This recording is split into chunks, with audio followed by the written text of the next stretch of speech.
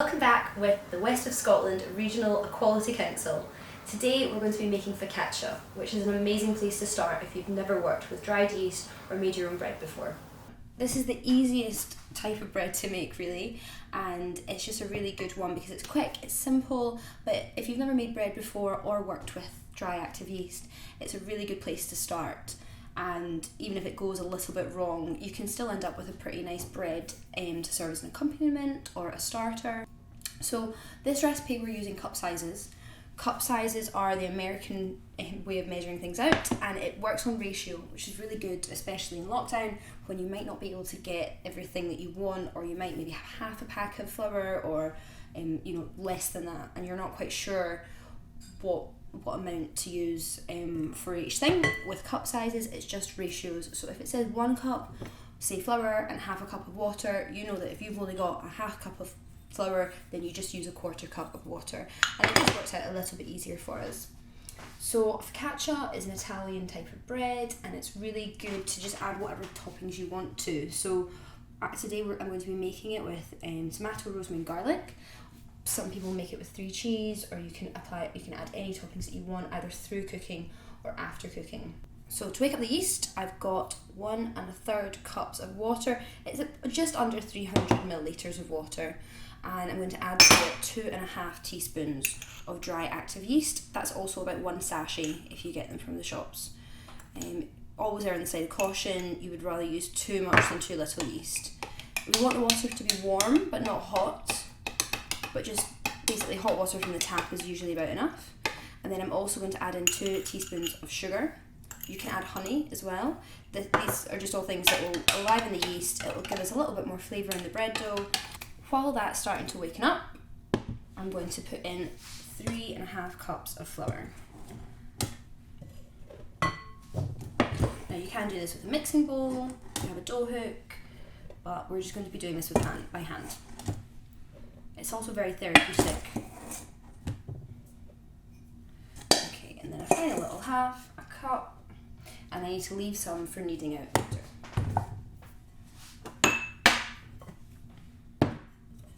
I'm just going to make a little bit of a well in the middle and add a sprinkle of salt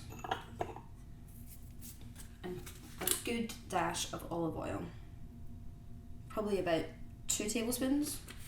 I'm going to start mixing it by hand, but we'll get to kneading in a minute.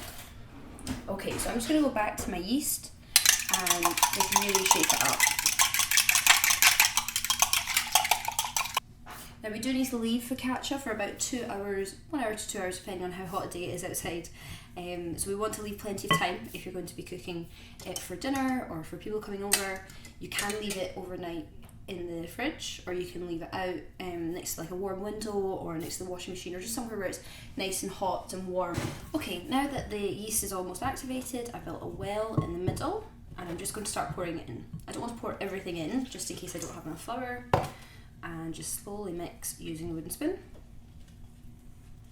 It should all come together quite quickly. And I'm just going to keep on adding water.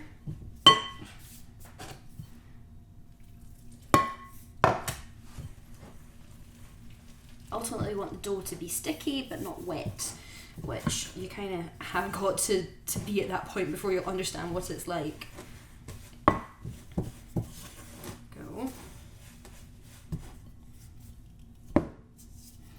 We should all have lovely clean hands from washing them all day every day. And this is where it starts to get really nice and therapeutic, because we've got about 5 minutes of kneading that we have to do.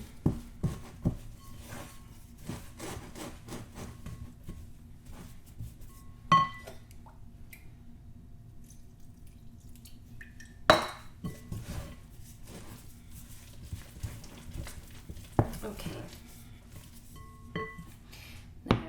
Surface ready, so just any surface as long as it's nice and flat. I'm going to put a bit of flour down and then get my dough. Now, I actually think I've already put in a little bit too much water, so I'm just going to top that up with more flour. Get rid of this bowl out of the way for you. So ultimately, when we're kneading the dough, we're just wanting to get all of the air out of it. We want to really start getting some elasticity into it, but knock out all of the air bubbles that might already be in it. So you can just think about someone that's annoying you in your life, or someone that was rude to you in the shop, and just really start to work that dough and let out any stress that you might have. There's no real science to kneading. I tend to push down, down, and then flip round, but you could literally just punch it as well.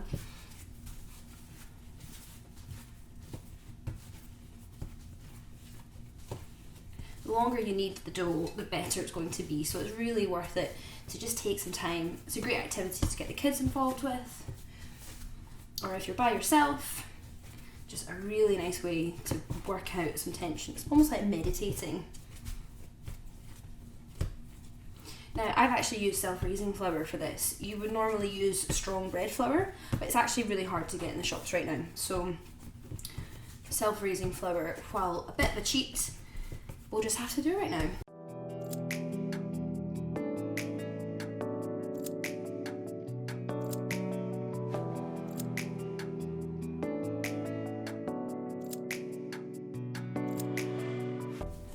So the more you work it, the sort of softer and smoother it'll become.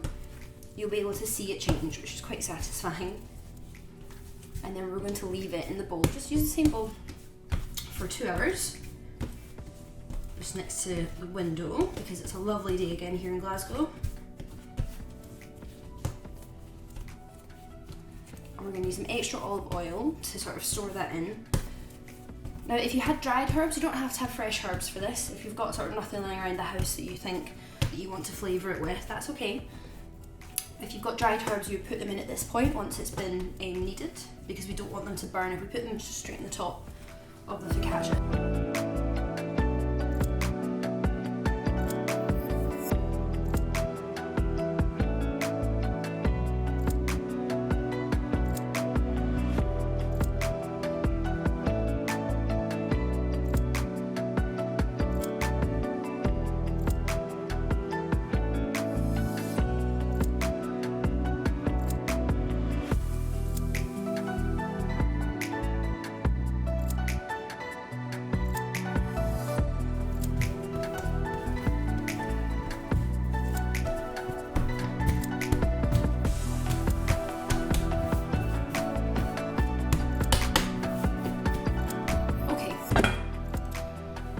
Shape my dough. As you can see, it's looking pretty nice, smooth, soft, ready to rise. I'm just going to pop it straight in this bowl that I mixed it in, because I really hate doing the dishes. And I'm going to oil the bowl, so that just means pouring it in and then twisting it round so that it goes all the way up the sides, leaving us with nice oily surface, but it's not too oily that it will start bleeding into the dough yet. Excess oil out. In.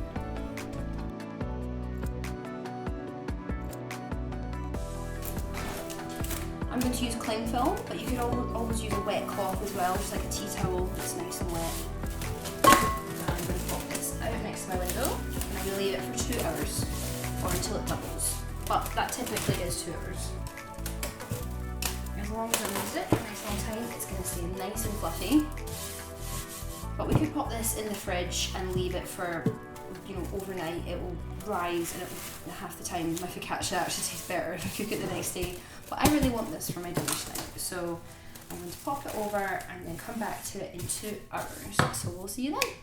I'm now just going to oil a pan where we're going to do the second rise, but within the pan. I'm just going to take my dough. I like it nice and thick, so I'm going to use a small pan, but you could roll it out to have a thinner one. And I'm just going to poke holes all over and add on my rosemary. I need to add garlic, which I will take off before we finish cooking and before we go to serve. So it's still in its skin, but this will just give a really nice fragrance to it all. Lastly, I'm going to sprinkle some rock salt, about half a teaspoon. If you're using actual salt, you need to use about half of that again, so just quarter of a teaspoon, because it'll have a lot more punch if you do it like that. And finally, to top off, just some cracked black pepper. And there we go. It's ready for the oven now, but first we're going to let it rise for another 20 minutes, and then we'll put it in for 20 minutes.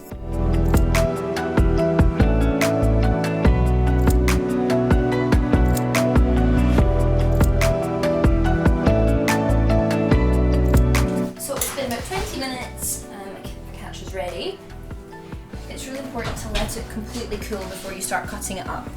So I'm going to transfer it out onto this board and then leave it for about 15 minutes before I serve up for dinner.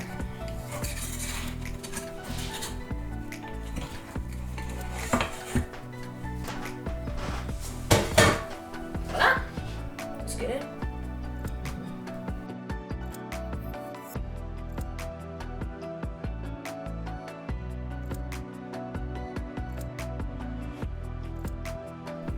So now the focaccia is completely cooled, it's ready to serve. And there we have it. It's so simple, so easy to do this. It always tastes best on the same day that it's been made. But we're left with a lovely, fluffy bread to accompany our pasta tonight. Thank you so much for joining us again, and we'll see you next week.